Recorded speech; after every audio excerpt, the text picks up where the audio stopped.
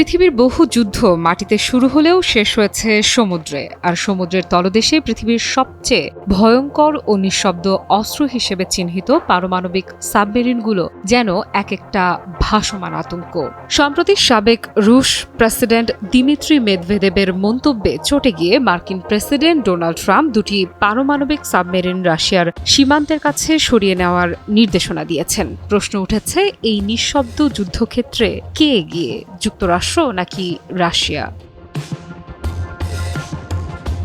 যুক্তরাষ্ট্রের নৌবাহিনীর সবচেয়ে ভয়ঙ্কর এবং কৌশলগত অস্ত্রের একটি হল Ohio class ballistic missile submarine, যেগুলোকে বুমার নামেও ডাকা হয়। নিঃশব্দ চলাচল, দীর্ঘ সময় ধরে জলে অবস্থান এবং তাৎক্ষণিক পারমাণবিক প্রতিশোধের সক্ষমতা, এই তিনটি বৈশিষ্ট্যই যুক্তরাষ্ট্রকে এগিয়ে রাখে। বর্তমানে যুক্তরাষ্ট্রের বহরে রয়েছে 14টি ওহাইও ক্লাস SSBN। প্রতিটি সাবমেরিনে রয়েছে 20টি ট্রাইডেন্ট 2D5 ক্ষেপণাস্ত্র, প্রতিটি একাধিক পারমাণবিক ওয়ারহেড বহনে সক্ষম।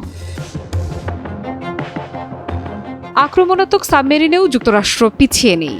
তাদের 24টি ভার্জিনিয়া ক্লাস সাবমেরিন, 3টি সিওলফ ক্লাস এবং কমপক্ষে 24টি লস অ্যাঞ্জেলেস ক্লাস সাবমেরিন সক্রিয় রয়েছে। এই সাবমেরিনগুলো টমাক মিসাইল, হারপুন এবং টর্পেডো বহনে সক্ষম।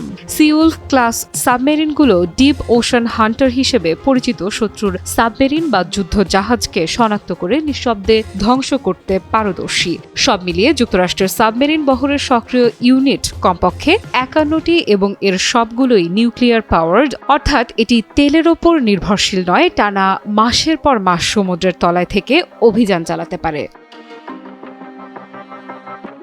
এদিকে রাশিয়ার সাবমেরিন বহর বিশ্বের সর্বোচ্চ সংখ্যায় অন্তত 64টি। এর মধ্যে অন্তত 14টি SSBN, যেগুলো সরাসরি পারমাণবিক প্রতিশোধের জন্য প্রস্তুত রাখা হয়।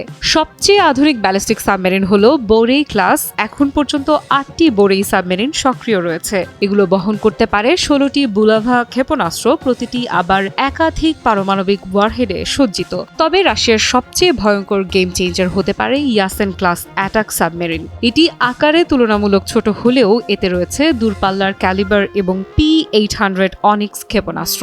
এই সাবমেরিনগুলো ভূমি ও জাহাজ উভয়কে লক্ষ্য করে অত্যন্ত নিখুঁতভাবে হামলা চালাতে সক্ষম। আরও রয়েছে অ্যাকুলা ক্লাস সাবমেরিন, যা মার্কিন লস অ্যাঞ্জেলেস ক্লাসের জবাবে তৈরি। যদিও কিছুটা পুরনো, তবে এখনও স্নায়ুযুদ্ধের ভয়ানক ছায়া বয়ে বেড়ায় এই হাঙ্গর সদৃশ যুদ্ধযানগুলো।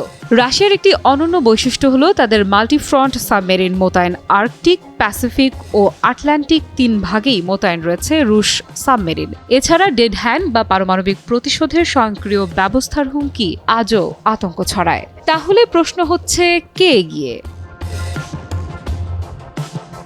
বিশ্বের সবচেয়ে শক্তিশালী সাবমেরিন শক্তির দুটি প্রতিদ্বন্দ্বী দেশ যুক্তরাষ্ট্র ও রাশিয়া। সংখ্যার দিক থেকে দেখা গেলে রাশিয়ার রয়েছে প্রায় 64টি সাবমেরিন, তবে এর সবগুলোই নিউক্লিয়ার চালিত নয়। অন্যদিকে যুক্তরাষ্ট্রের সাবমেরিনের সংখ্যা প্রায় 51টি, তবে সবগুলোই নিউক্লিয়ার পাওয়ার্ড, অর্থাৎ পারমাণবিক শক্তি চালিত।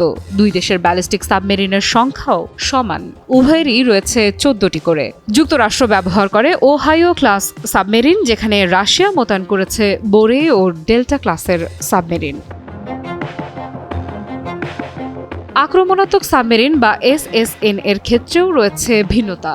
যুক্তরাষ্ট্রের বহরে রয়েছে ভার্জিনিয়া, সিওলফ ও লস অ্যাঞ্জেলেস ক্লাসের সাবমেরিন, যেগুলো প্রযুক্তিগত উৎকর্ষ এবং নিঃশব্দ চলাচলের জন্য বিশ্বে প্রসিদ্ধ। অন্যদিকে রাশিয়ার কাছে রয়েছে ইয়াসেন, অ্যাকুলা এবং অস্কার ক্লাসের সাবমেরিন, যেগুলোর মধ্যে ইয়াসেন ক্লাস অত্যন্ত আধুনিক হলেও কিছু পুরনো মডেলে এখনও যান্ত্রিক ত্রুটি ও শব্দ সমস্যা রয়ে গেছে। প্রধান অস্ত্রশক্তির দিক থেকেও স্পষ্ট পার্থক্য রয়েছে। যুক্তরাষ্ট্রের সাবমেরিনগুলো সজ্জিত ট্রাইডেন্ট 2D5 ব্যালিস্টিক ক্ষেপণাস্ত্র, টমাক ক্রুজ মিসাইল এবং হারপুন অ্যান্টিশিপ মিসাইল দিয়ে।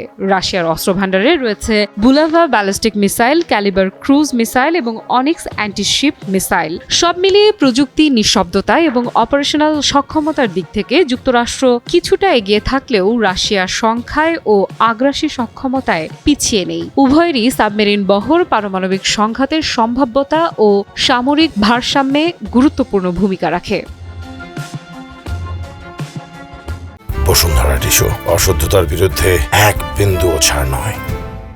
সত্যি বলতে পারমাণবিক সাবমেরিন যুদ্ধ মানেই হবে পারস্পরিক ধ্বংসের নিশ্চয়তা।